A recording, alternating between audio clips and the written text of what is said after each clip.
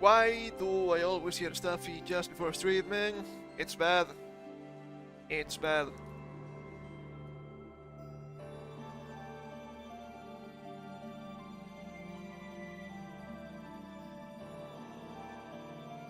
Hello, it's me! I'm back! And... Jesus Christ, this past week has been a disaster. Beautiful disaster maybe, but... a disaster nonetheless. It's... it's so bad. It's so bad, dude. Let me change the music here. Let's go back to relaxing Monster Hunter music. There we go.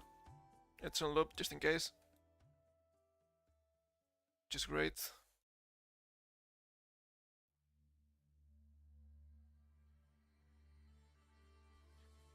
Okay, I'm looking at the stuff here on the side. Alrighty.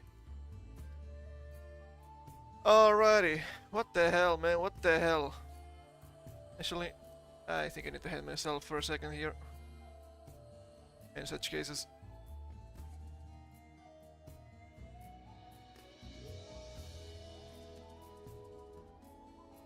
Okay, where was it?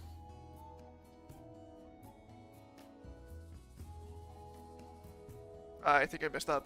I think I messed up! Why? Every single time. This thing is messing with me.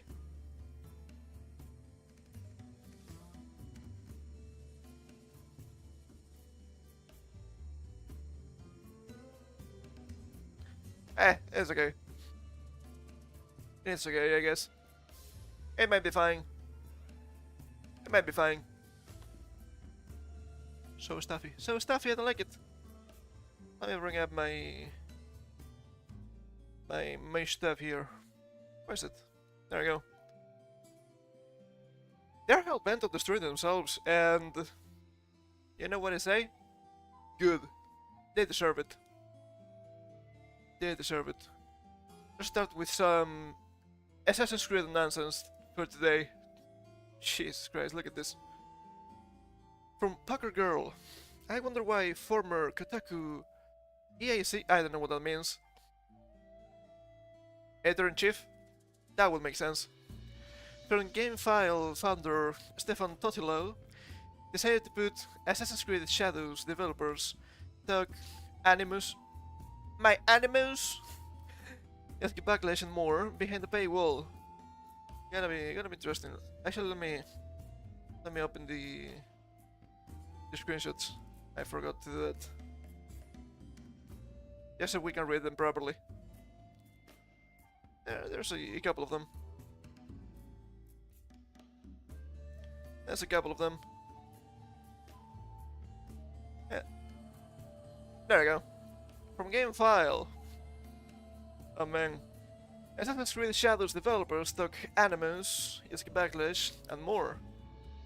I just hope and wish that people can keep an open mind about this and see the game for what it is. Yes, people are seeing the game for what it is. Ass. It's ass, okay? Let's see. I skimmed this a little bit. I didn't do a proper in-depth reading. So, let's check it out, okay?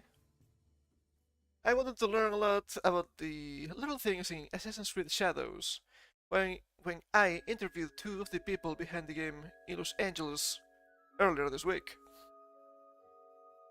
I just watched an hour-long demo of the open-world action-adventure game. I had questions about Shadows' parkour system, about its new weather-changing seasons. That sounds cool, actually. That sounds cool. And about how this adventure set in feudal Japan would incorporate the series' famously divisive meta-story. Is it divisive? I don't really know too much about Assassin's Creed.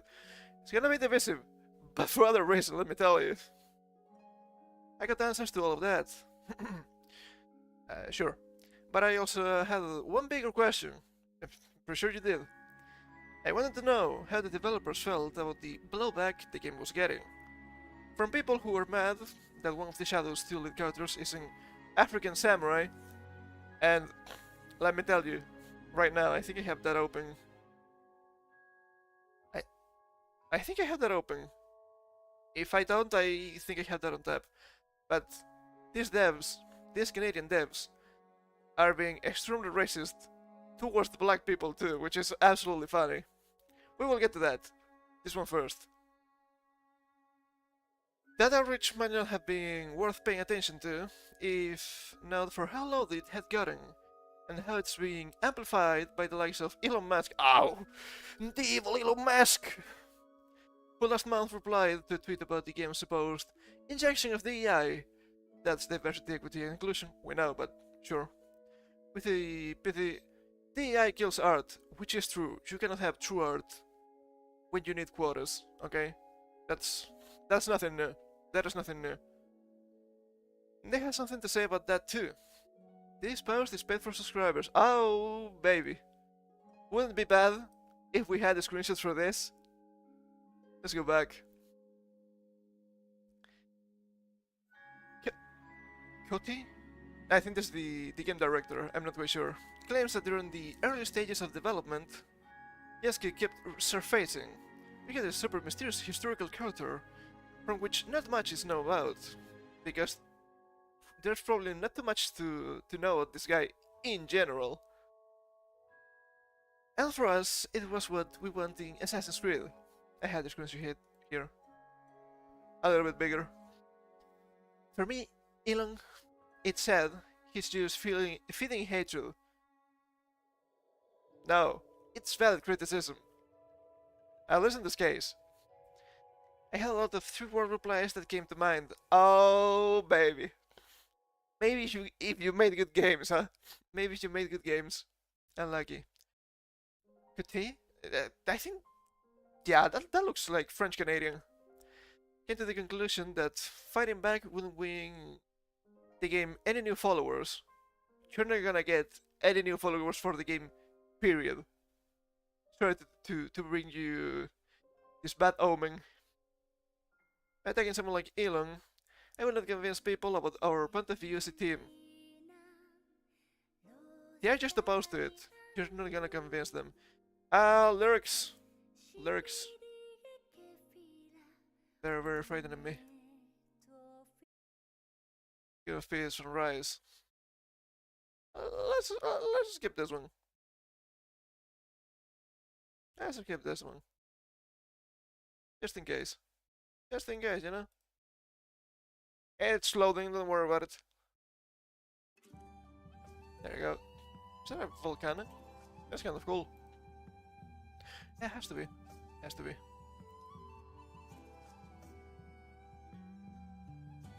He also explained that while the game's developers did their initial research during the early stages of development, Yasuke, who was a real historical figure, kept surfacing. You are just lying to me. You are just lying to me. What do you mean, research? You did nothing of research. The absolute clown behavior you are showcasing with the game is of superlative magnitude, okay? You know nothing about Japan, and it shows, and it's bad, okay? You know literally nothing. It's baffling, and the Japanese are not liking it. We got a super mysterious historical character from which not much is known about, and for us, it was what we want in Assassin's Creed, he explained. Because he's black. Make no mistake about it. Make no mistake about it. If this was actually the case, you would have used someone like Sasaki Kojiro, okay? You clowns.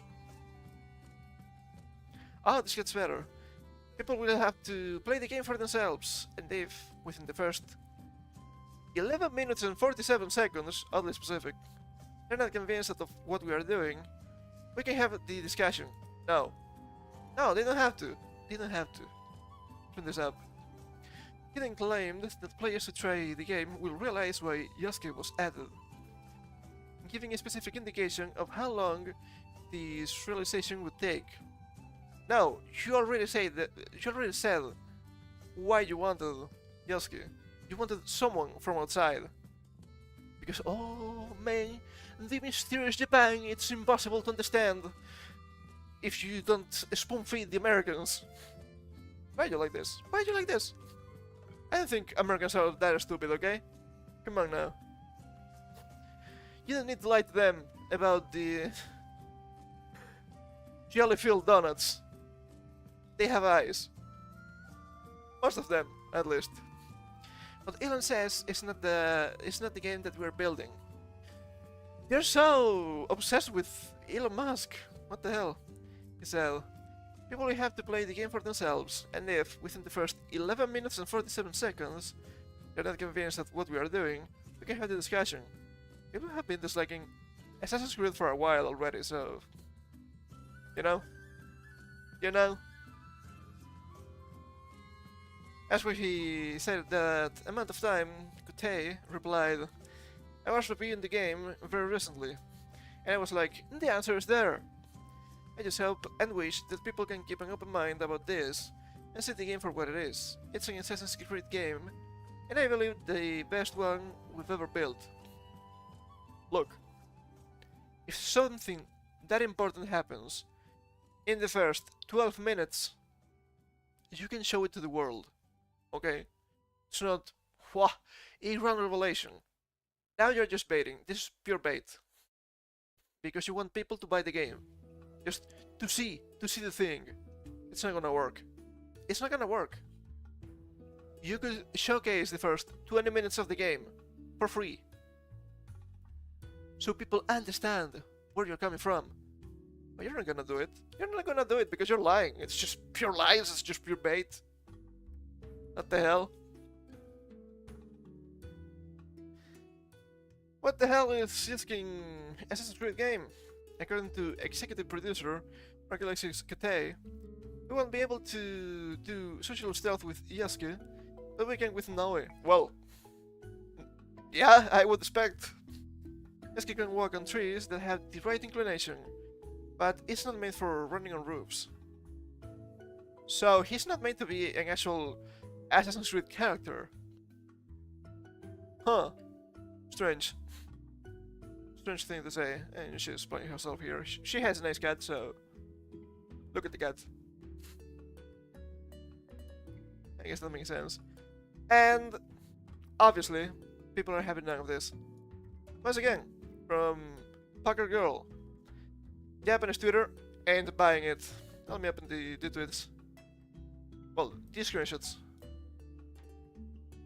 As if they mentioned the good stuff. If they don't, that's okay. If they don't, that's okay. Let's see. Yasuke, who has no historical achievements whatsoever, could be turned into a legendary samurai, a great ruler of Japan, or even a beautiful girl in a work of fiction. True? As long as it's not falsely portrayed as real historical fact. There's no problem with expressing it as a flavorful nuance, such as the truth about Japan, within the main story. The only problem is people who pretend that fictional stories are historical facts. Yes. Yes. Because you had the defense force being like, oh, but he was truly a samurai because he had payments. Imagine my shock. So, if you work, you're a samurai? Is that how it works? That is interesting. I guess a lot of people are samurais nowadays. That's so silly. Even though it's called historical fiction, there are people who insist on revising history to be politically correct. And it makes me want to puke. Fair. Fair. Is there any reason other than political correctness and blackwashing? It's funny because all of that is just in katakana. Porikoru to blackwashu. They have a point. They do be having points here. We fill in the gaps in history with our story. If some circles find out about this title, it could incite a boycott. I would never buy it though. That's fair, and that's fair. And that's fair. But the thing is, Love it or hate it. Ah, I don't have it. I don't have it. Yeah, let's see if I can pull that up. Even if you don't mind about Yasuke being portrayed as a samurai, or Yasuke being in the game at all, or whatever, it's kind of impressive, right? Ah, I don't have it here. Okay, I think you can look that up. Should be kind of easy.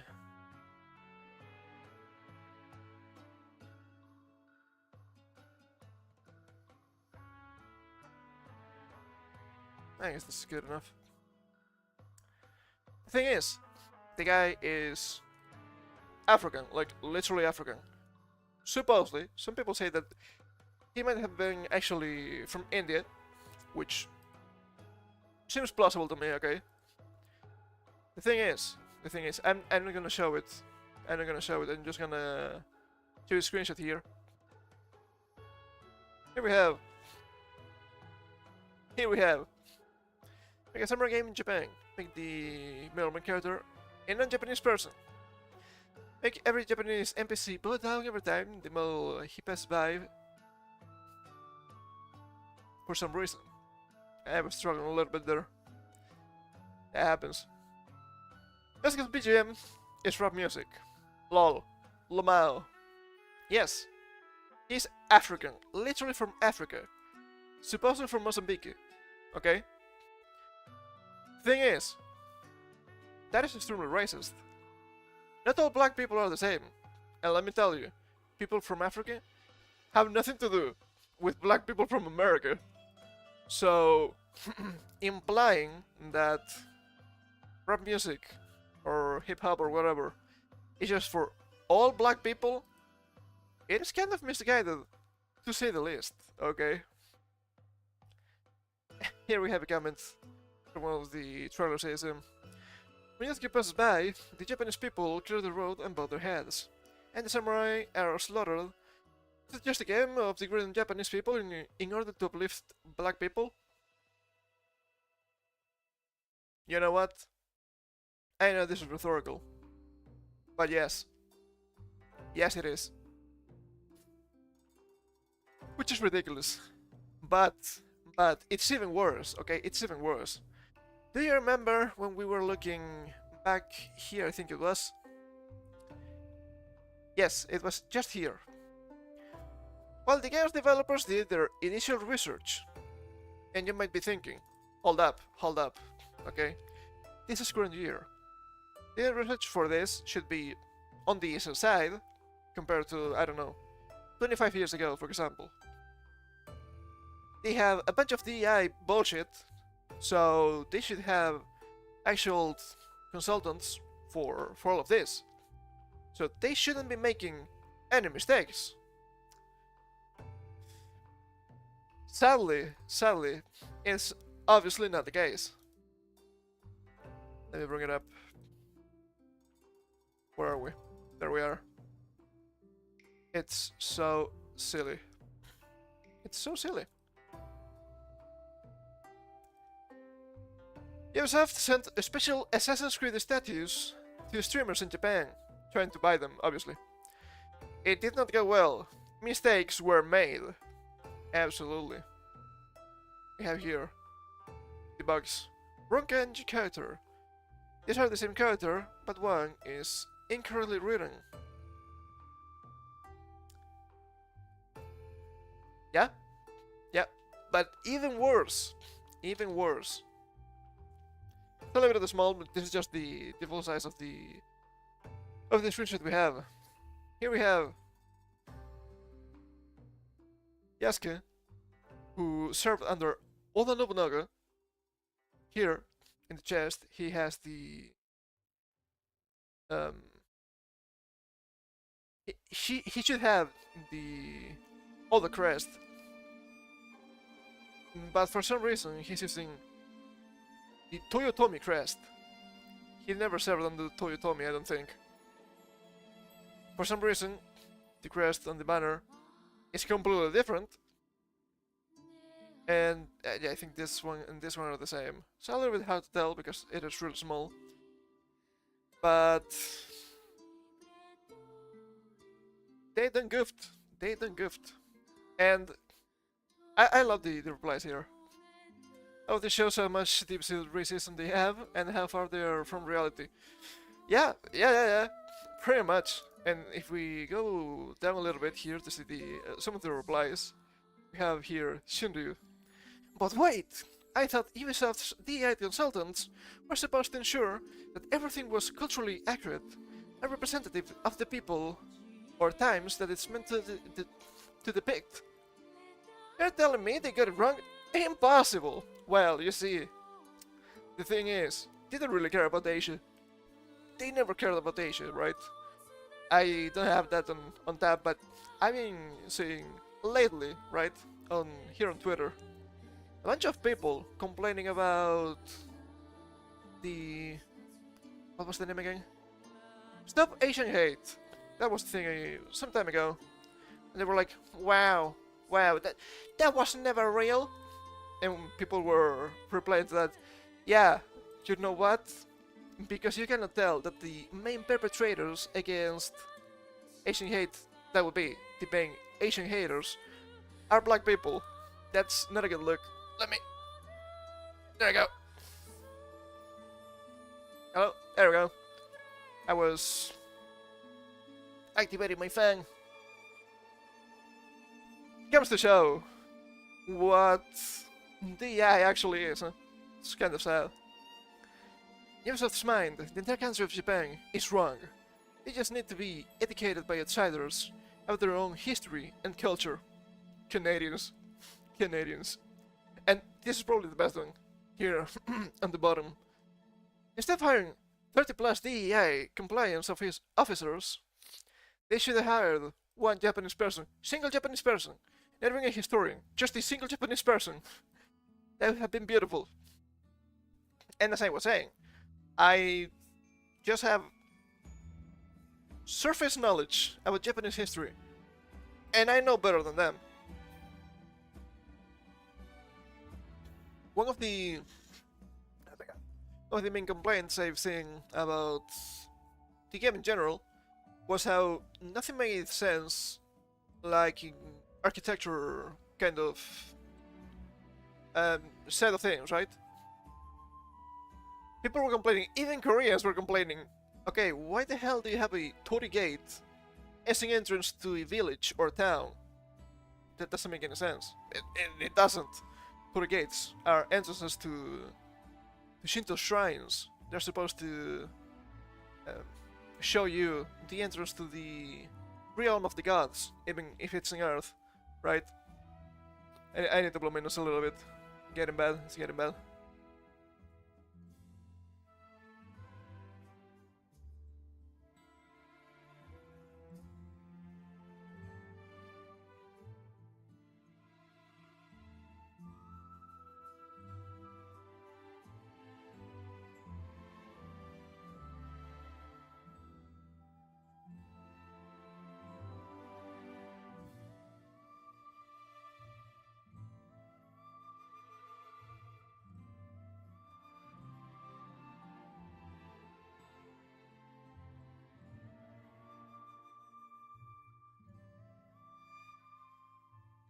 I read about Shintoism before, many years ago, and it's actually quite an interesting religion. And it actually shows you how the Japanese work.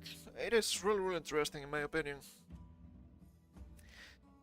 This is going to be a disaster. This game is going to be a disaster and all here for it. It's going to be extremely expensive and it's going to be bad. It's going to be bad. Also, I found this thing. It's not necessarily Assassin's Creed, but it shows a trend here. The absolute state of Dragon Age. Dragon Age 2 from 2011, Dragon Age Inquisition from 2014, and Dragon Age The Veil Guard from 2024. And it shows a change in character design. And not gonna lie, this guy here looks fantastic. It looks impressive. It's really cool. This is just a Californian with horns. which could be in normal California, to be fair. So when they tell you, no, no, no, they're not making worse games, they are not looking worse than before, they literally are, okay? They literally are. You cannot tell me that this looks better than this, or that this look better than this. I'm assuming all three of them are the same race. It could make sense. It is interesting. What art style should we go with to take advantage of the next gen hardware? Wanna do World of Warcraft mixed with Fortnite? Hit swipe. Hell yeah! Pretty much. They get gayer every year. They said it, not me. They said it. So stupid, dude. So stupid. But we might see a turn of the tide if we are a little bit lucky, and if they parse things correctly here. We have, from Grams, I have the website opened because I want to see a couple of things a little bit more in depth. The Capcom survey results are interesting. Rumors Capcom was surprised with the results. Huh? Why are you surprised? That doesn't make any sense. The survey shows Capcom gamers are overwhelmingly male and prefer attractive characters with good gameplay. Wait, imagine my shock! This either reflects your view of the world that Capcom games are for men, and that pandering for broader audiences and uglier characters should cease, or it will be used as evidence that Capcom needs to do more to include whamming. I do believe their headquarters are still in Japan, so it could be a silver lining. To me, this shows that what we've known all along. Some games just appeal more to men, and that's okay. Tailoring games to satisfy every audience just results in a blunder, weaker game in most cases. Absolutely true. We have some numbers here in the screenshots. I will bring up the website in a little bit. We have 82% male, 14% female, 4% other. Yeah, yeah, yeah, that makes sense. And we have a nice crop shitlord. Always happens. As a game, I mean, run this a little bit. There we go. World Top 10 versus Japan Top 10. Exhilarating gameplay, unique and attractive characters, unpredictable and exciting storyline. And in Japan, unique and attractive characters, exhilarating gameplay, and depth for repeat play. This is really Japanese. This seems really Japanese to me. New Game Plus and such. I don't think it's that popular in the West. I think it's nice to have, though. I think it's nice to have. And something like this. Unique and attractive characters in 1 and 2 positions. I love democracy. It is beautiful. It is beautiful. We come here. I was looking at this before. Let me go back up. The results are in. Pedal boats 254,148. Not a whole lot, but why not? This is what we just saying. Iteration rate ratio, which I think is really interesting too. 39% in the 20s, 38% in the 30s. What's funny, 12% in their 40s, but only 8% in their 10s. Yes, yes, appealing to younger audiences is not necessarily bad, but might not be the right way to do things. The ratio here we have obviously mostly from Japan, the US, for some reason Brazil. We have some European stuff here. It makes sense in general, I would say. People from 220 countries voted. That's nice. We have some stuff about characters and games here, and I'm gonna skip some of this. Gonna make this a little bit bigger. There we go. Number 1 character, Dante. Everyone loves Dante. Number 1 title, Devil May Cry 5. I believe it. Some games. Dino Crisis is surprisingly high. And I believe the last game was for the PS3, maybe? So it has been a while. It has been a while. A friend of mine really likes Dino Crisis 2. He plays that from time to time on the PS1. Well, he used to. Now it's not a PS1 anymore, but he still likes the game. You can see the top 3 being DMC5, Dino Crisis, which is still surprising to me, and Resident Evil 4. I guess remake, because they say 2023, but sure. Bunch of games. Monster Hunter a little bit lower than I expected, I'm not gonna lie. Lower than DMC3. That is a little bit unexpected. Breath of Fire 3? So high up. This is a really old game. Japan loves Okami, which makes sense and finished right. It seems like an interesting series. In the world, Dino Crisis as the second one. That is really interesting. That is really interesting. Females love Okami. Everyone loves DMC5. Jesus Christ. By generations. Yes, younger generations, DMC. Older generations, Dino Crisis and Okami. It's telling. This is really telling. You guys need to release more Dino Crisis. One day Dino Crisis would be really cool, actually. Yeah, but kind of similar to old school Resident Evil, from what I've seen. Top 10 favorite Capcom game series. Japan, Monster Hunter, I believe it. Japanese love their Mohan. It is a really fun game. World, Resident Evil, makes sense. I found it a little bit interesting that in Japan, top 7, Sengoku Basara. They haven't released anything in a while too. It is a fun game. It's also a fun anime if you're into that. What's your favorite Capcom character? Dante. It's always Dante, don't worry about it. And a lot of people like Leon Kennedy, which makes sense. Fucking Regina here. Top 9. Okay, I'm gonna skip a bunch of stuff here. Let's go back to the demographics. There I go. What do you look for in Capcom games? Gameplay, unique and attractive characters, and unpredictable and exciting storyline. Question mark? Sure. Play with players worldwide. Not that important apparently, which is funny. For repeat play, superb graphics, kind of low, surprisingly. First time experience, new genre. Really low, which I find it really funny. Because it shows that trying to change a bunch of stuff about established games, probably not a good idea. We saw this before. What image do you have of Capcom? Creative spirit, a strong originality, and amazing creative treasury. Sure, why not? A specific image, I like it. Full of playfulness, competing in the world, quite different. That's understandable, I guess. Amazing work of remix and remaster. I hate that. I hate remix. Are there any Capcom game series, including spin-off games, that you would like to see get the sequel or new game? Dino Crisis, and Mega Man, and then DMC. That is funny. That is funny. The 10 by male female, then Crisis, Mega Man, DMC, Ace Attorney, Okami, and DMC.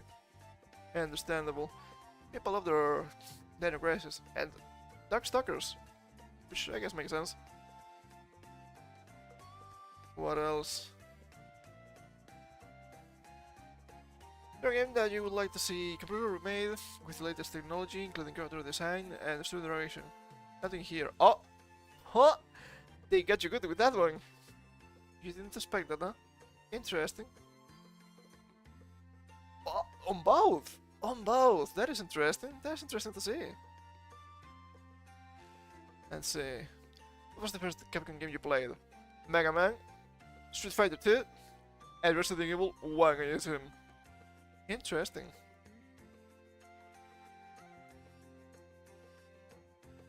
It checks out.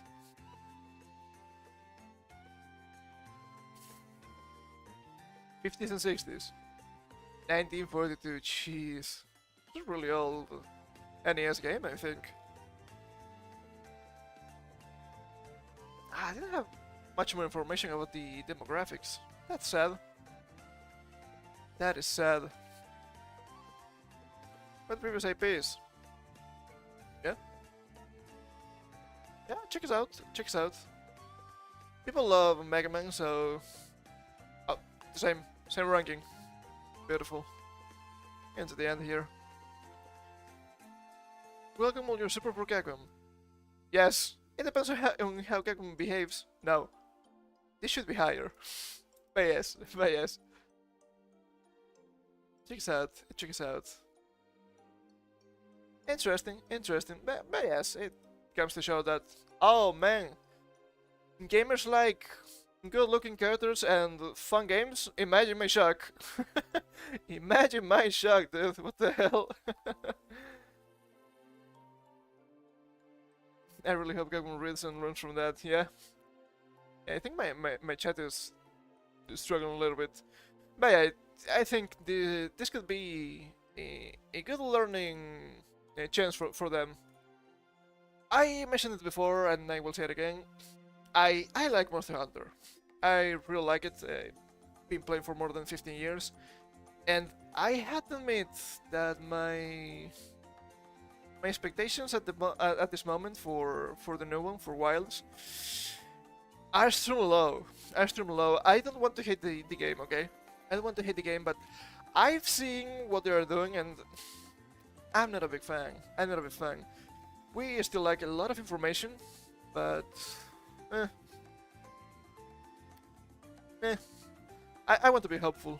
If anything, I still have a lot of games to replay, but it would be sad if Monster Hunter turned into something different that I don't really vibe with. And I saw that already with World. I have many and strong gripes with it, but I still like seeing people play it. I want to see their experiences and whatnot. I think it's important still. Okay, let me take a look at something here. Okay, nothing important.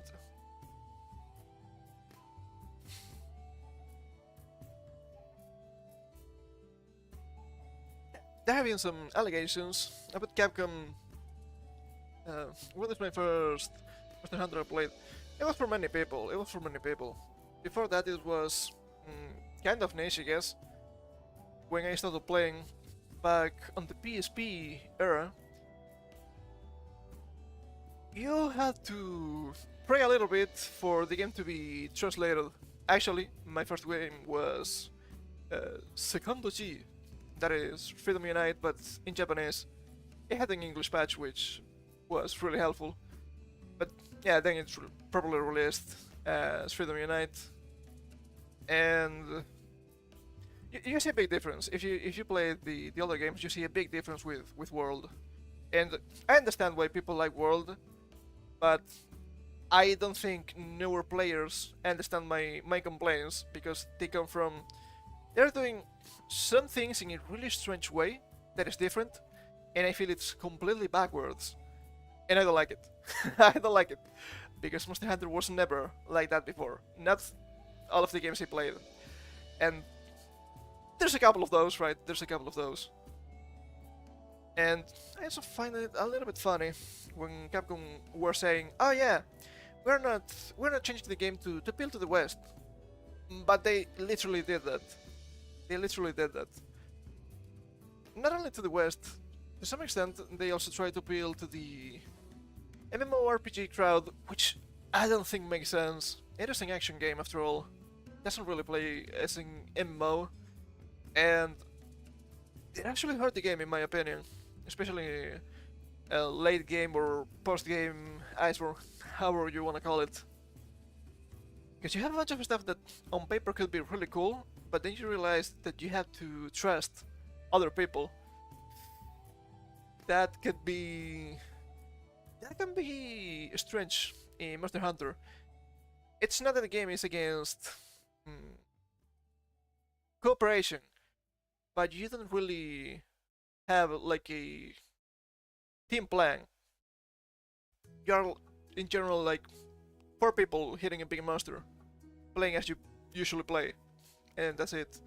You don't need to, ah yes, these and these need to do that because a bunch of triggers. And that's just my gripe, but I wish they would stop trying to appeal to us over here, the quote-unquote Western audience. I want Japan to just release games as they were for their audience. Yeah. I completely agree. That's why I liked, I always forget his name. The old because he left the studio. The old, I think it was director. He might have been producer for the Yakuza games. They had an interview a couple of years ago. It was not much. Yeah, I think he left the studio like a year or two after that one. He was like, yes, we are not making the Yakuza games to appeal to the West. This is a Japanese game for Japanese people. If people in the West like it, that's cool, that is fantastic. But we are not trying to make games for the West. And then you have like a dragon. Okay? It is a really big change. And I understand why people don't like it. There are reasonable complaints. And as I was trying to say before, there has been some allegations that Capcom has been drinking the DI Kool-Aid, getting a bunch of money because of my correct politics. I don't know what I was trying to say there. And that could be true, but I don't know. We would need to actually see the investment. There has been some strange stuff about Resident Evil 4 remake and at least Monster Hunter Rise with Body Type A and Body Type 2. I'm afraid of Capcom doing a remake of Resident Evil Code Veronica, because now this infection of the AI/ideologies would make them censor the main villain's arc story. Yeah, and we've also seen that on the Twitter. I think I mentioned that on a stream before, probably like 3 or 4 weeks ago already, about the Resident Evil 5. Oh, you cannot remake it! It's extremely racist! Okay, hold up. Resident Evil 4, you're in Spain, killing Spanish zombies, and it's fine. Resident Evil 5, you're in Africa, killing Africa and African zombies, and it's racist? When one of the main characters is a black woman? It's just pure tokenism. I cannot agree with that. It's just a low-hanging fruit, dude. It's just low-hanging fruit. And they should be unapologetic about their stuff, okay?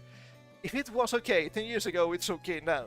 Resident Evil 5 is more than 10 years older, but not much more, okay? Well, a little bit more, actually. It was PS3, I'm pretty sure. I don't know, it's just the current thing. They're just too afraid of being a little bit different. So many remakes have censored stuff, and not only Capcom. I still remember, it was 5 years ago already, I think, with the Saga collection, that is Final Fantasy Legend, I think. One of the first screenshots you get, well, screens in the game, something like, oh yeah, we have changed the staff because modern sensibilities. And people were like, the fuck do you mean by this? So bad. Exactly, I hate this extreme offended by everything culture. These people need a rude awakening to the real world. Completely agree. And it may happen soon, and I really hope it happens soon. And speaking of the AI, this is gonna be wild. These people wouldn't be able to handle any of the early Final Fantasy stories or any previous retro games. True. Speaking of Final Fantasy, it's funny, because I know a lot of people love Final Fantasy VI. I never played it yet. And even the Game Boy Advance release, that was early 2000s, it was already censored because you couldn't have that scene where they I don't I don't I don't remember the name, but I think they were torturing a female character. Was it Ceres? I think it was Ceres. I'm not quite sure. And yeah, yeah, it's nothing new actually. Oh yeah, I believe it's turning. The AI is getting removed in a lot of places now. It has been removed, but do not be extremely optimistic, because from what I've seen, I need to research a little bit more. It's not that they are rejecting the ideology, it's that they are making so they don't have a DI department, but instead everyone has to do some sort of DI. Well, if you have the DI commissar, yes, that is obvious. But if you have the lead programmer in this and that also does DI, now everything is DI, and you cannot actually just fire them because of DI. Oh, they have other jobs. It is bad. It's bad. But the important part is, we need to know. We need to know.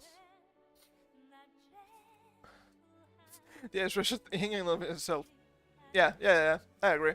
It's just positive, no, affirmative action, as they call it. They indeed dive on ESG and DI a while ago, and it is really telling, Okay, lyrics, I don't like it. I don't like it. Stop it. Sunbreak. Literal Sunbreak, okay, cool. Let's skip this one. Let's skip this one, just in case. They might get a little bit too trigger happy with the copyright, you know? Okay, let's see. Speaking of the AI, this is gonna be a disaster, Jesus Christ. Otto, that's me, and that is not correct. Okay, where is it? Yeah, there we go.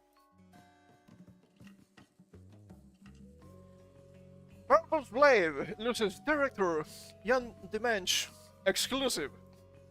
It's the second time this has happened. He's the second director to depart the project, as MCU veteran Eric Pearson now works on the screenplay, and they are supposed to start actually how do you call it? Shooting the movie this September or October. It's not looking good. It's not looking good. Jan Dimensch is no longer directing Marvel Studios' Blade. The rap has exclusively learned. The rap is this site, by the way. I didn't mention it. The parting with the French-Algerian filmmaker actually happened a while ago, and was entirely amicable. Sure, that's not the issue here. Dimensch, best known to date for directing on acclaimed television series Lovecraft Country and Top Boy. No idea, I don't know too much about TV, to be fair. Was the second director to part the project after replacing Basantric from Muggle Mowgli. Marvel veteran writer Eric Pearson, who most recently worked on Fantastic Four, is currently working on the Blade script. Michael Starbury, Nick Pizzolatto, and Michael Ring, two Michaels, imagine, wrote previous drafts of the script. I'm pretty sure this is like their 6th script writer. It's gonna be bad. It's gonna be so bad. Mahershala Ali is still attached to stars the half-human vampire hunter. Ali is currently in talks with Universal and Amblin to join the next Jurassic World film. The last one was pretty bad. According to an insider with knowledge, getting Blade right is much more important than getting the film out. Yes, and I don't understand how you're messing this up. What the hell? The pressure to produce as much content as possible has been lifted, and the studio is now looking to release just 2 films per year. That is still a lot, which gives the team at Marvel Studios some breathing room. The studio's next 4 films, Deadpool and Wolverine, Captain America Brave New World... Brave New World? Isn't that a Likey book? Sounds familiar, I don't know. Thunderbolts and Fantastic Four... Yet another Fantastic Four? What the hell? Is this like the second reboot already? Almost done, or well underway. Blade has had several setbacks, and since first being announced at the 2019 San Diego Comic-Con, being a while, and now more than ever, Marvel does not want to rush something into production that isn't ready. The Blade movies were deeply important to the Marvel brand back in the late 90s and early 2000s, and the team feels an incredible amount of responsibility and pressure to crack the character and the story. They have been losing so much money because of this stuff, lol. Yeah. It's wild. It is wild. I think Disney has lost money with their last like 20 movies or something like that. I remember reading something about it some time ago. It couldn't happen to better company, in my opinion. When Stephen Norrington's Blade debuted in 1998, it was mostly sold and generally embraced. Good reviews, solid buzz, and 131 million worldwide, a 45 million budget. Pretty nice. As an R-rated, martial arts-infused Wesley Snipes vehicle that just happened to be based on a Marvel comic book. Wesley Snipes, fantastic. He is fantastic. While the film is credited with being Marvel's first major theatrical success, following whips like The Punisher in 1989 and Howard the Duck in 1986. I think The Punisher is a nice movie. Maybe it flopped and maybe it didn't. It was a good movie still. It was positioned as a stat-driven genre movie first and a comic book adaptation second. It has spawned 2 sequels, Guillermo del Toro's Wolf's Blade 2, 155 million on a 55 million budget, released before Sam Raimi's Spider-Man, swung into the record books in 2002, and David Goyer's less beloved Blade Trinity was not that interesting, but it was still successful, I guess. 132 million on a 62 million budget in 2004. It was looking into the one-season TV show starring Kirk Jones' Blade, ran on Spike TV in 2006. I know nothing about it. Created by writer Marv Wolfman and artist Jane Cullen, Blade first appeared in Marvel Comics as a supporting character in 1973, and starring his own title shortly thereafter. That's cool. Blade is still set to be released on November 7th, 2025. I don't know what to tell you. I've been reading about this because I think it's interesting what has been happening, and wow, it's I find it kind of impressive that they were trying to make some sort of feminist film with this to some extent, because for some reason they wanted a group of women and their problems as women vampire hunters, maybe, or just women, I'm not quite sure, and making Blade like the 4th or 5th main character. That doesn't make any sense. How are we going to care if their titular character is not even the main character? Doesn't make any sense. This is going to be a beautiful disaster. It's gonna be a beautiful disaster. So that's cool. That's cool.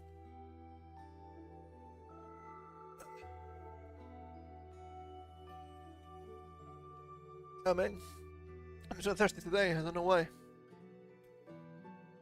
So, if everything crashes and burns, cool.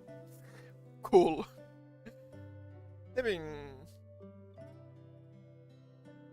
failing way too much lately. They deserve it.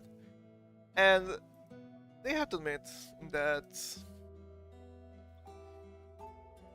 Marvel movies after Endgame, we don't really care too much about. You see some people are still watching them and they have some success maybe? And like, ah yeah, this movie. Huh? Was this actually really good? Like when they released years ago The Eternals. And people were like, no, but it is actually a really good movie. It's really cool. I don't know what you're talking about. And critics were saying, okay, you cannot expect me to care about like 7 new characters, 11 new characters, or something like that. That is too much. That is too much, man. That is too much. 1, 2, maybe 3, sure. It's just too big. It's too big of a group to care. Especially when you have one of them going on Twitter being like, well, look at me, look at the gay. Just play the goddamn role and shut up. Speaking of killing successful franchises, this is a beautiful disaster. The Acolyte. Oh, we're back to Star Wars, baby. The Acolyte makes a massive retcon to Star Wars lore, reveals lesbian space witches created alive from the Force, long before Dark Plagueis.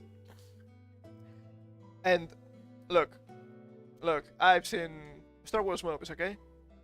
The original 3, the prequel 3, and the first 2 sequels, and also Rogue One.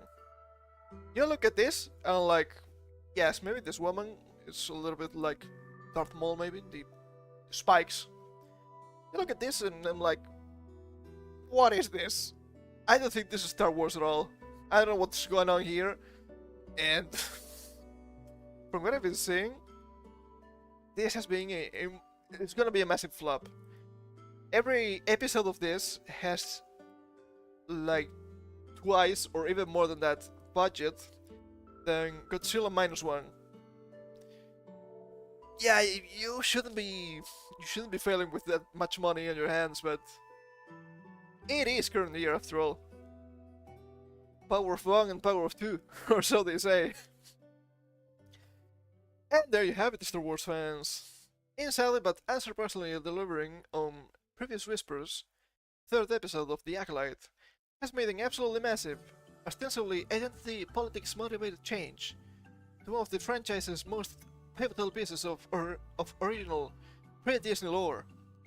I'm pretty sure they will mention a little bit about the Chosen One prophecy here.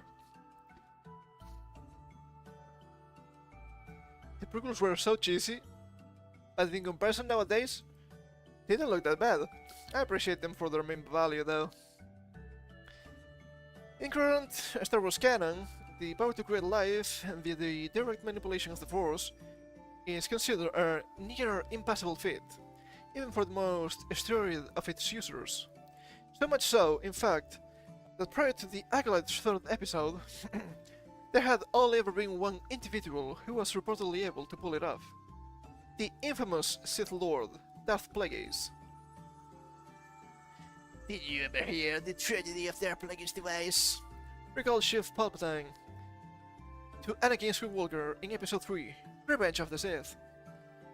Darth Plagueis was a Dark Lord of the Sith, so powerful and so wise.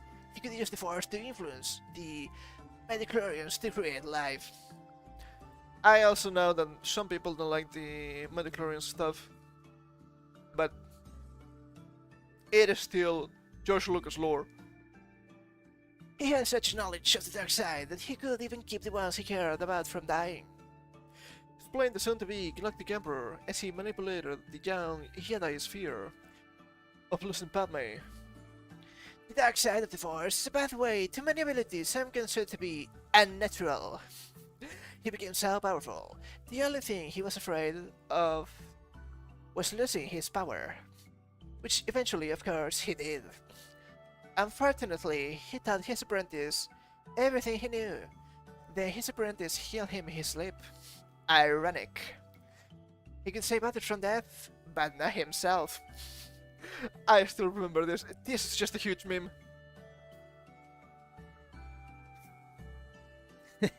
This whole thing is just a massive meme. Excuse me. Interestingly, in the no longer canon pre-House of Mouse Star Wars Legends era, it was established that not only had Plagueis actually being able to create life from the Force, but that he was directly responsible for the Immaculate Conception of Anakin Skywalker himself. This shit was so bad. It looks horrible. It looks horrible. I'm not a big Star Wars fan. I just know the movies and I think they're okay.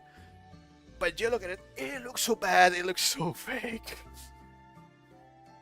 As recalled in the 24th chapter of Other Jim's Lucinos, 2008 Death Plagueis novel, drawing on newfound power, then he had attempted an even more unthinkable act, to bring into being a creation of his own. Not merely the impregnation of some hapless, mindless creature, but the birth of a forceful being. The ability to dominate death had been a step in the right direction, but it wasn't equivalent to pure creation, and so he had to stretch out, indeed, as if invisible, transubstantiate. Those big words always get me. Transubstantiated, to inform every being of his existence, and impact all of them, moonoid or insectoid, secure or dispossessed, free or enslaved. A warrior waving a banner in triumph on a battlefield, a ghost infiltrating a dream, but ultimately to no end. However, far from being a bust, Plagueis eventually came to learn 9 years later that his actions resulted in the Force pushing back against his plan by using his energies to conceive, not a Sith legend, but a human being to restore balance to the galaxy. Which is funny because he ended up becoming a Sith, assuming they're speaking about Anakin here. He was supposed to be Star Wars Jesus, and he done goofed. Many such cases. Regardless of the fun bit of the Extended Universe trivia, thanks to the Acolyte showrunner, Leslie Headland, put on the L in Leslie I guess, Plagueis is no longer the first Force user to manipulate the universal life energy to create life. Jesus Christ. This doesn't look like a Star Wars, I'm sorry. It doesn't. Instead, that honor now belongs to the newly introduced leader of an unknown band of Force-sensitive witches. For some bizarre reason are Night Sisters, because sure, Disney, why not? Mother Anusea, I think, as portrayed by actress Yadi Turner-Smith. This woman's. As detailed in the show's third episode, decades before Plagueis even began his study of the Force, Anusea used it to bring to life 2 embryos, and her fellow witch mother Coril, married to Levieva, I think. This woman here, I assume. The pair of which will soon after be birthed into the world as series protagonist, May and Osha. Osha compliance? Probably not. I carried them. I created them. Oh, is this gonna be some sort of lesbian abuse? The statistics, they're so real. So there you have it. Lesbian Space Witch Covens being given credit for a lore impactful act, originally done by a powerful male character beloved by fans of the franchise's pre-Disney audience. Male, not even once. The Force is female indeed. Yeah, I remember that. I remember that. I don't know why people still trust this stuff. And they will tell you, but that is cool Star Wars, man. It has Star Wars in the name. Yeah, it's still bad. It can still be bad. I don't know what you're talking about. I just don't get it, man. I just don't get it. People will eat this up. It's so sad. And sometimes just to own the chuds, the right wings or whatever, because sure, why have something fun and interesting when we can have the correct opinions, I guess. It is just plain old ridiculous here. Let's see the comments. They should have just made this a comedy. Maybe. Or crap. Yeah. Oh, baby. You came to the wrong place, Mikey. You know, you can just ignore things you don't like instead of crying on the internet like a bunch of snowflakes. LOL. Baby. Well, people are ignoring it. Hence why the viewing figures are so low, and obviously not just for the show. So of the show not being watched, the crying on the internet like a bunch of snowflakes, as you put it, is pure confusion from yourself. You don't understand that these people are passionate about something, since they came across it for the first time. Get hooked. I'll learn as much about the world or galaxy, the characters, and the lore. They know what it's all about, and therefore recognize when people who take over don't know anything about it, and vent their frustrations online. And you may think it's sad and pathetic, but it's a whole lot more sad and pathetic to specifically come to a place you have no real interest in, and berate people for it. Beautiful. Absolutely beautiful. Yeah, I don't think the Meg was catching the clapping, but that's okay. But yeah, you can just ignore it. Oh, they're desecrating some stuff that you like. Well, you can just ignore it. Now, I like stuff, and since I like stuff, I want stuff to be good, especially the stuff I like. Just that easy. Just that easy, man. What the hell? They will just accept absolutely everything. No, it has the name of the product. It has to be good. Just think a little bit, okay? Just think a little bit. Come on now. And apparently they're going to release another movie, another series. I'm not quite sure. I've just read a little bit about it, and it's gonna be atrocious.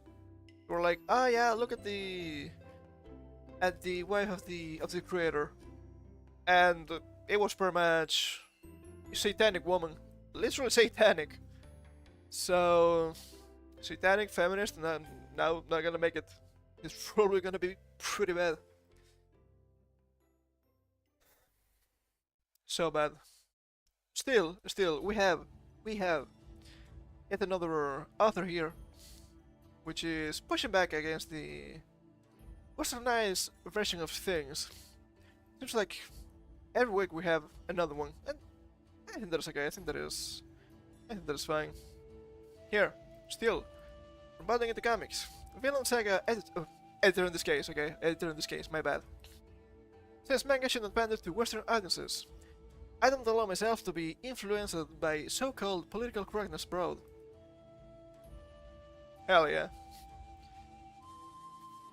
In the opinion of the current editor-in-chief of Kodansha's weekly afternoon manga magazine, Akira Kanai, the opinions around socio-political views of Western audiences should have absolutely no bearing on the creative decisions of Japanese manga.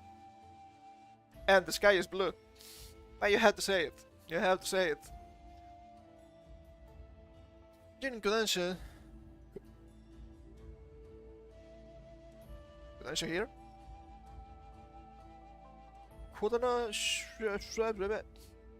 You guys need an editor, actually. In Kodansha, in 1994, Kane served as an editor across a number of the publishers of various manga magazines, until eventually being promoted to his current position as... We need some proofreading here. This site is atrocious sometimes. In 2015, during which time he oversaw a number of notable manga works from including Goblin Sakura's Ajin, the human. Ajin is nice. The anime is a little bit jarring because it's CGI and it's not that great CGI. It's interesting. Bin Kasamitsu and Saboru Megumi's Fragile, and Makoto Yukimura's Vinland Saga. People really like Vinland Saga, never sang it, never read it. I'll check it out at some point. It was in his position as a manga industry veteran that Kanai offered his opinion on the topic of the West's ever-growing attempts to force their cultural standards upon Eastern media during a recent career retrospective interview given to German manga news outlet Manga Passion. Asked, to what extent do you think about the potential international success of a manga? And whether he tries to work with mangakas or to perhaps try to make their works more accessible to audiences outside Japan. Accessible? If it's translation, sure. If it's anything else, don't like it. Don't like it. No. The editor confidently asserted, "No, not really." Not really. What a Chad. For example, there are various codes against the depiction of violence, against the depiction of nudity, whether male or female, or religious codes that I follow, he explained. However, I think that there are no fundamental differences in the population in terms of what they perceive as important, be it Japan, Germany, China, or South Korea. Even if it's the case on a political level. Fair, fair, they're still only human. Huh? Continuing, Knight then declared, "I don't allow myself to be influenced by so-called political correctness abroad and to send the works accordingly. I think that if it's interesting, it will usually be understood." Yeah, it's just that easy. Regardless of whether you come from Africa, Chile, or Greenland. Greenland, that is unexpected. I never made a big deal of it so far, said the editor, but even if a work takes up a very Japanese theme, for example, or a German work a German theme, a Chinese work a Chinese theme, in the end, the root is the same, I think. Different cultures, but only humans. Just look at this art here. I think it's actually really cool. Doing a work because it deals with a problem that is too Japanese or specified to do something that hardly ever happens. And I continued. More specifically, I wonder if there is a difference in Japanese entertainment content between works that are internationally successful. I'm pretty sure there is. Except the works that focus more on the Japanese market or global market. It's hard to tell. Different demographics. I still remember when the author of Sword Art Online had to change a bunch of stuff because backlash on the Twitter. That was weird. That was weird. Bad decision in my opinion, but it will make the creation better, probably. I don't like Sword Art Online. I think it's bad. Further expanding his argument, he opined, "I don't think it's possible to create works that are exactly in the middle. Why will such works really appeal anywhere?" Yeah. They're just, how do you call it again? The word for that I forgot at the moment. You're just,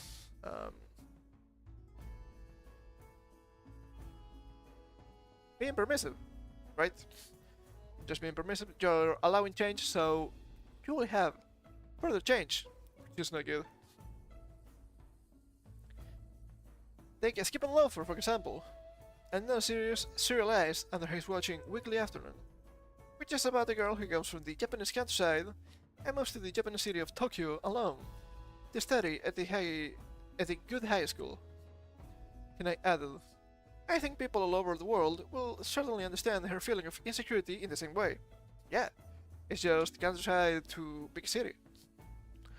There's no big city like Tokyo, but it's easy to understand the concept. That's why such works tend to appeal to an international audience. In this respect, I really don't think that works need to be adapted for audiences outside Japan," he concluded. Although, I'm not sure how it is for people from countries where there are no rural areas or no cities. Are there countries like that? No cities, maybe no rural areas? That would be strange. I have no idea what it's like in Dubai.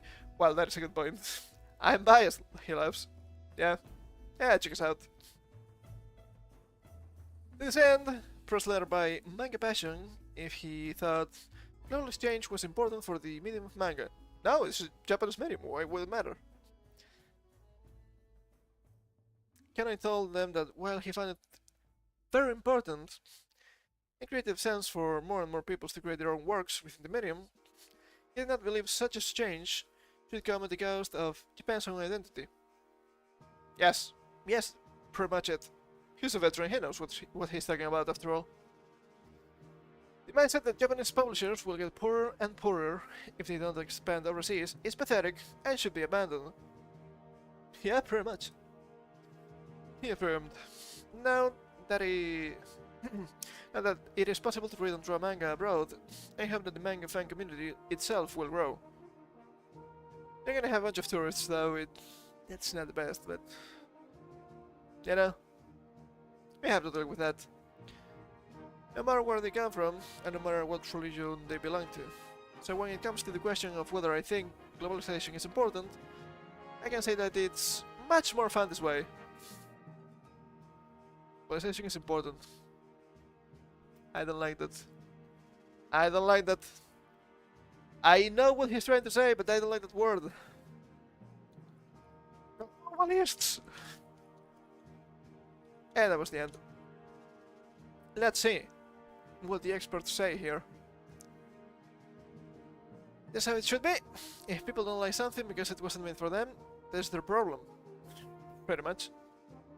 Artists and writers shouldn't feel forced to change their work to suit someone else's ideals. No. Our house, the rules. Our house, our rules.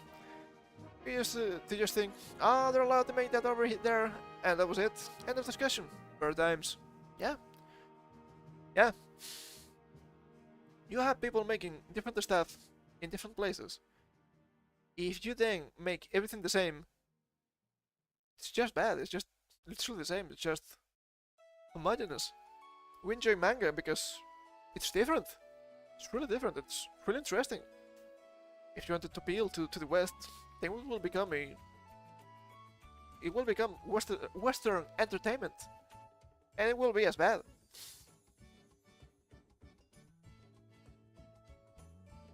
Let's see. Unfortunately, there's already some anime and manga like DRCL. I don't know what that is. Doesn't sound familiar to me. Gundam the Witch from Mercury, Braver, and the Dragon Reviewed, among others, that have started to show signs of westernization. It reminds me of the 2010s when stuff like All New, All Different Marvel, Disney 52, DMC Devil May Cry. Oh, God, DMC Devil May Cry. That was a thing. Mad Max Fury Road, where things starting to change in different industries. Maybe. Also, to be fair, Gundam the Witch from Mercury. I've seen some stuff here. It's been a while, so I don't remember the details. But they were accusing the producers of whitewashing their character. It was like, you know, she's literally from another planet, right? Right? That doesn't make any sense. And apparently they were a little bit biased with the ending or something like that. I think they changed something. I'm not quite sure. It's been a while, but I don't know too much about it. I don't know too much about it. Apparently they removed some sort of ending where the main character was like a lesbian or something like that, or I don't remember. I'm not quite sure. But yeah, I understand people being always on guard. Makes sense. But now, speaking of the gays, this is so stupid. This is so stupid. Ray Washington teens are facing 10 years in jail after making skid marks on LGBT Rainbow Road mural while riding e-scooters. It would be funny. It would be funny if it wasn't so sad. It's from the Daily Mail. So stupid. They're so desperate to get some hate. It's insane. It is insane to me.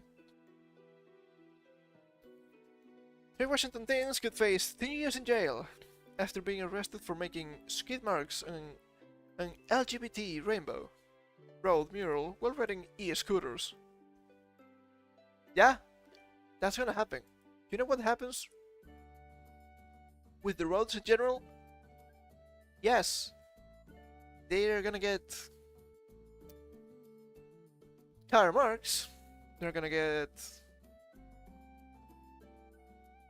degraded in general, right? They're gonna get used.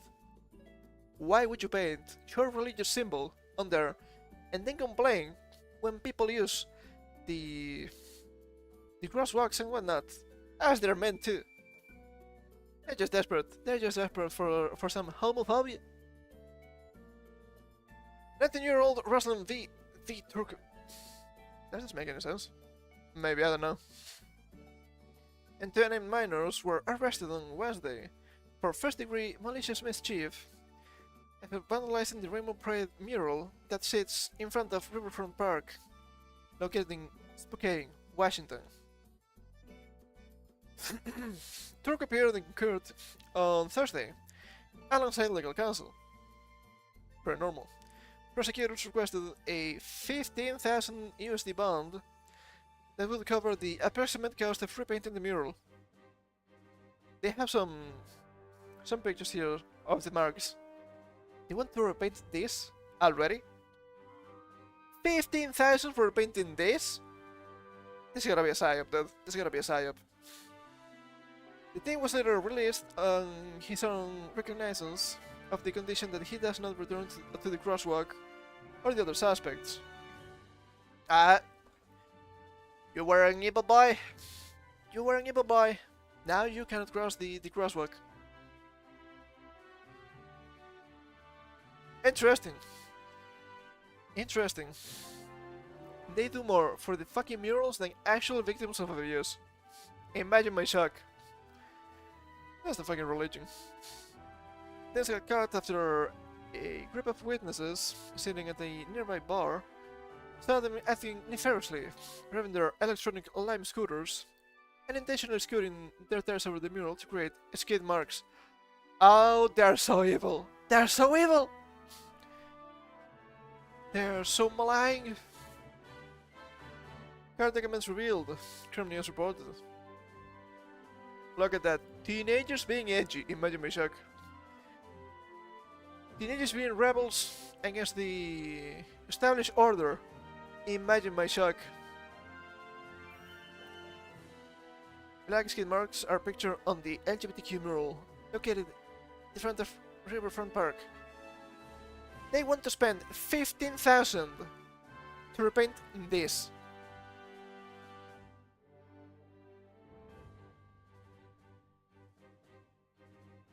Makes sense, huh? Makes sense. Gotta be a psyop. This is gotta be a psyop. Gotta be a fucking psyop. Jesus Christ. They want to be oppressed so bad, they have to create their own homophobia. Record site, the witnesses confronted the teens, with some taking photos with their phones. One of the minors hit back saying, "Fuck you, freaky alien genotype, and go to hell," as per the news outlet. Based. Absolutely based. They said they had just finished repainting the mural when the boys allegedly vandalized it. How many times do we have to teach you this lesson, old man? They will never learn.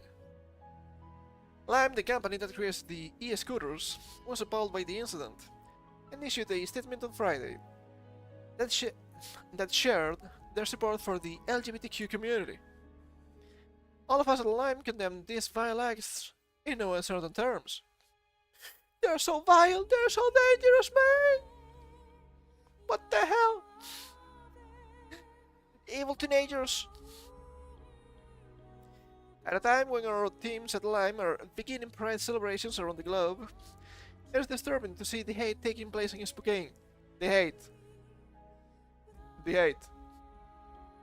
Wow. So hateful. Oh no. Skid marks on the road. Oh man.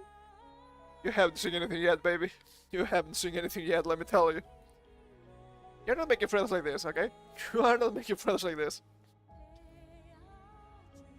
Lime is taking immediate action against the perpetrators and double down on our support of Spokane Pride and the Spokane Arts. Takes out. Lime is proud to put time and resources commies into celebrating Pride Month each year and supporting LGBTQ+ organizations, working to uplift and protect queer people in cities around the world. They're so bad, man. It's so bad. The gays, they're allergic to seeing skid marks. What a menace. This is... Hold up, hold up. Hold up. Ah, it's wrong. What the hell, dude? 23, let's see. We're going back to the beginning. For a second I thought that was the Sidus theme. It's probably the same singer, which is kind of cool, not gonna lie. Bravura! That was a fun game. That was a fun game. Where was I? Fuck. Oi! Oi! Oh, fuck me, it's loading. Huh? Let me reload this. Corner dåday.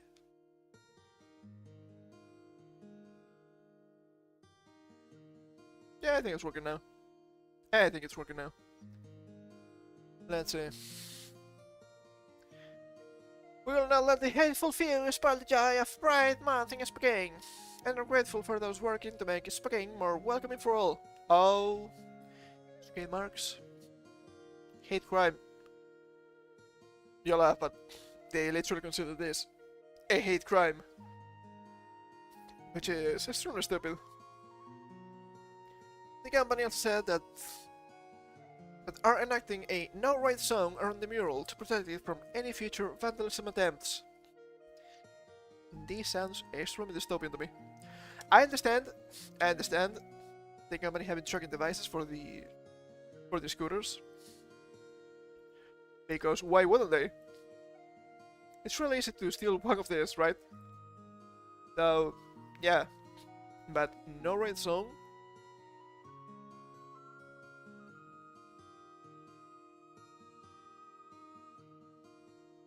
That is strange. That is strange. Why would they do this? Well, virtue signaling, obviously. This gets worse, by the way. In May, the mural was set on fire.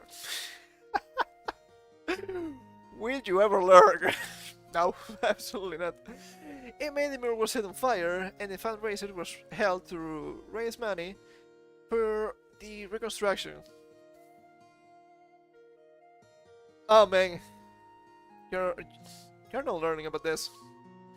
The Spokane Police Department reported that there was a group that dumped liquid on the mural before setting it ablaze. That was caught on surveillance, as per the news outlet. And here comes the kick in the nuts. In March, Washington Governor Jay Inslee signed legislation to redefine the state's hate crime statute to include the defacement of property, considered a felony, and punishable by up to 5 years in prison and up to $10,000 a fine. The update was due to the original bill created in October 2023 in response to the vandalism of LGBTQ+ landmarks in Spokane. On Thursday, June 6, a day after the incident, the updated law went into effect. And it is not clear from this article, and I don't really know. But I need to ask the question. Is this being applied retroactively? I hope not. That would be extremely concerning, to say the least. But it wouldn't be the first time. It wouldn't be the first time.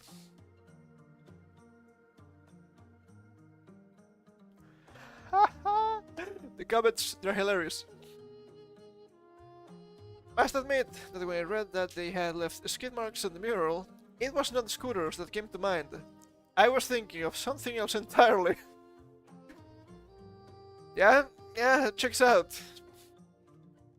Especially when they call it floor painting a mural. From mural, stone wall, not mural. Huh? I don't know, sure.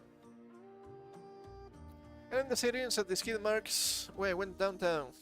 Let's see more. The city has money to paint the streets but not fix the potholes left from the winter.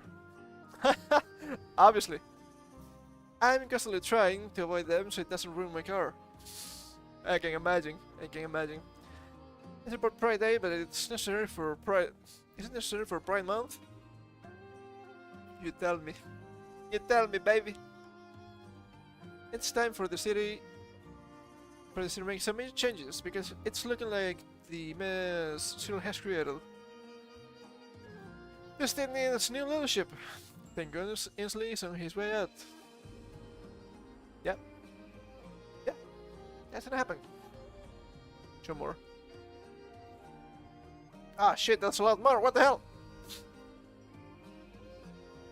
Stop wasting city tax dollars to pander to woke and divisive agendas.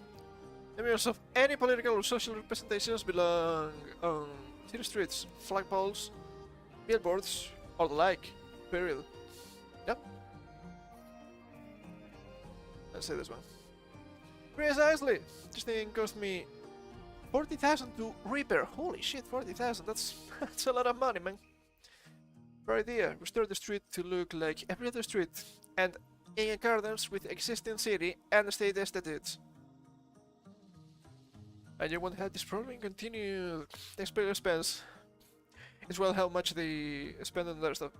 It is insane. It is absolutely insane. Once again, do you really need 50,000 bucks? Not 50, 15, my bad. 15,000 bucks to repaint this. To repaint this. Come on, my guy. Come on. It's not even that big. It's not even that big. And you don't even need to repaint this. That's real. With good paint and a little bit of some sort of protective product on top. How much is that? $300? Yes, you will need to pay someone for this. It's not more than a day of work. You don't need to spend more than 500 bucks on this. Being realistic. Even if you wanted to repaint it. I just don't understand. Just so, I guess just so people understand that they cannot go against the current thing. That's not gonna work. That's not gonna work. They're teenagers, they don't give a fuck. I just looked at this intersection on Google Maps. There sure are plenty of third tracks across it. Perhaps the real issue is painting flags on a roadway. No, really? You think? You think that may be a problem? Once again, you cannot expect to paint stuff on the road and not get fucked up. It's gonna get fucked up. Because you know what? People drive over that. With just a little bit of time, it's gonna get messy. It's gonna get messy. Soon they will tell you, no, you cannot go here. This is gay only. What kind of clown world is this?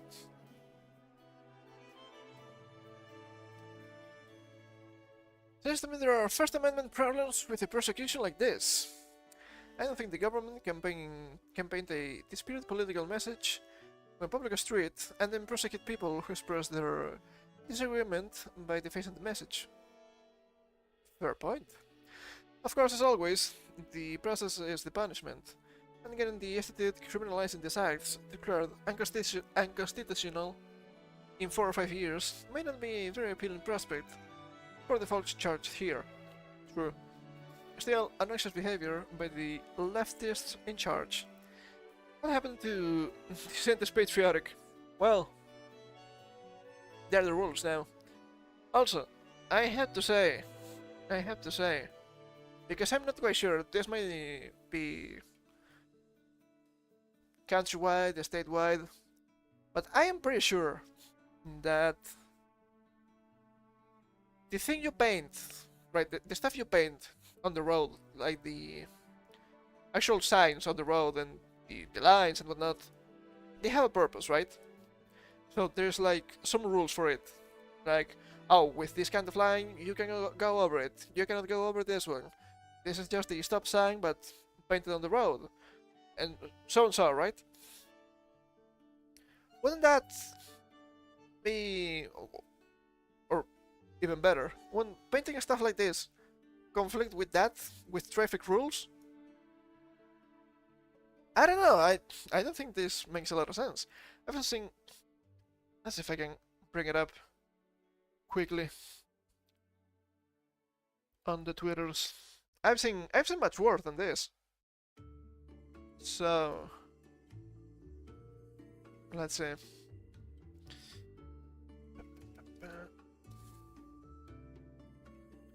There are rules after all.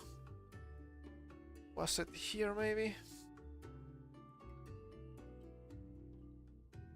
20 years ago, maybe, maybe not. I'm not quite sure. There are just a couple of Twitter accounts that are kind of similar, so you mix them up. Oh yeah, this thing. LA City just looked down a couple of no U-turn traffic signs in Silver Lake, California, because the signs are anti-LGBTQ. Makes sense, I guess. That was not what I was looking for. Let's see. June 14th. Might not be this one. Might not be this one. Oh, there is. Oh, June 10th. Okay, alright. Can we burn this up? Yes, we can. Actually, let me open the image. This Sprite crosswalk just went up in Henderson, West Virginia. If you drive or scooter on this public road and leave marks, you can be arrested and face felony charges. But you're allowed to vandalize American monuments and nothing will happen to you. And I bring this closer here.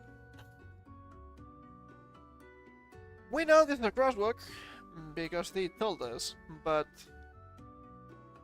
if we are being fair, this is not what a crosswalk looks like.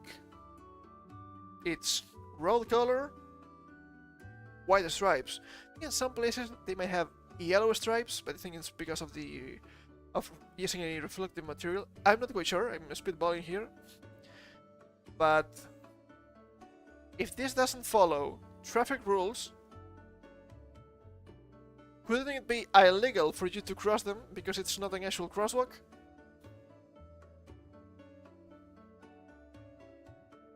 I don't know.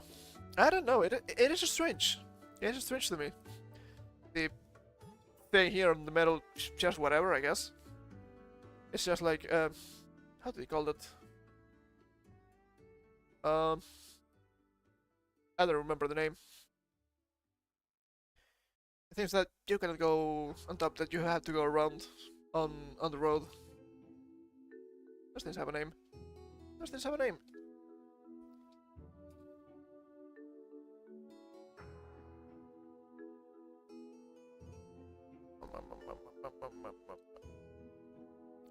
Holy shit, roundabout! I was struggling a little bit. There you go. There's no need for it. It feels like it's done on purpose, so they can complain. It isn't the road, it's always going to be dirty. Yeah, that's what I was trying to get at. The demand nowadays for homophobia and whatnot is way higher than the offer. So they're trying to literally paint themselves as the victims here, because oh no, look at that. They're dirtying the symbols. I'm like, but you people are for burning the Bible or for burning the American flag. So isn't it the same? If you burn the American flag, it's the same as burning the gay flag. I don't care. It's just a flag. As long as it's yours, you can do with it whatever the hell you want. Right? That makes sense to me. I don't get it. I understand. It's just a fucking psyop. It's just a psyop. Look, the evil teenagers. I'm just being a little bit edgy. I've seen way worse, okay? I've seen way worse. It's not a big deal. But then, obviously, I don't know if I have it here. Yeah, that one is funny. I want to show that one. That one is funny. They had some images recently of people uh, completely facing a statue, painting some sort of free Palestine over that. That is cool, but this is not. If they didn't have double standards, they wouldn't have any.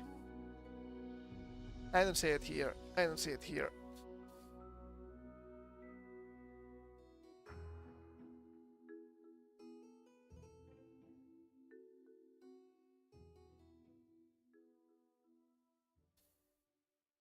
They have a video.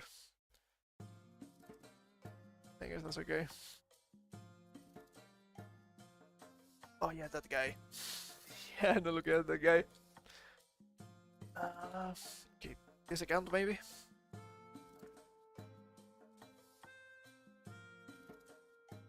Oh yeah, that's a way better video actually. Argentina. Maybe it has been too long for this. It's been a while. It's been a couple of days. And I didn't save it, so it's lost. It's lost to the archives. Yeah, I think it's lost. That's okay. Yeah, let me get this.